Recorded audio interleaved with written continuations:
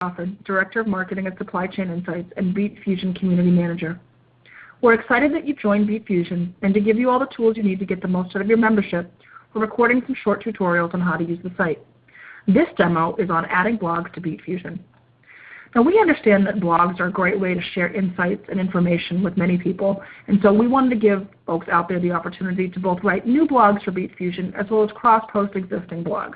So today I'm going to walk you through how you would add blogs to the community. So once you've created a profile and logged in, you can see here that we've clicked on Talk Beet, and this will give you the drop-down of all the options that you have. So if you click on blogs, this will take you to this section of the site.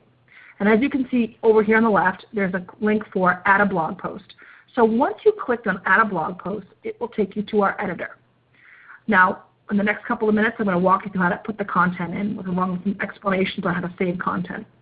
So first things first, you obviously enter in your title, and then second, you choose your post format. Now, there are several different kinds of formats that you're able to use. For the purpose of today, I'm going to focus on really the standard and the image post. And the standard post is just content. The image post will put a picture at the top of your blog that people will be able to associate with the content you've written. We also have gallery posts, which will be a carousel of images that if you want to have rotating at the top of your post, you can choose that. A video post, obviously, is a video post that you put in as part of your blog. An audio post would be like a podcast if you wanted to put in some audio along with the post. A link post obviously would have a link that you would have prominently displayed in the post. And a quote post would put a quote from whoever you wanted prominently at the post. So once you've chosen what the post format is going to be and you've uploaded any associated links or images, then you'll go into the body of the post. And you can see here that we've given you a lot of tools to be able to edit the post as you see fit. So you can put in images, you can hyperlink things, you can change font, you can change colors, you can change size. So have some fun with this, play around with how you want your blog post to look. So once you put in the title and any of the content and links and images that you want, you'll scroll down to this next page to be able to save the content. Now, we have the ability now to save your blog post if you're working on it and you need a little more time to finish up what you're doing. So to save the blog post, you'll come down here to Publishing Options, and you'll click that, and you'll see over here Published, Featured, and Sticky at top of lists. Featured and Sticky at top of lists, you won't have a lot of need for unless you're a featured blogger, and I'll be talking with those featured bloggers that we select individually to explain how to work with that.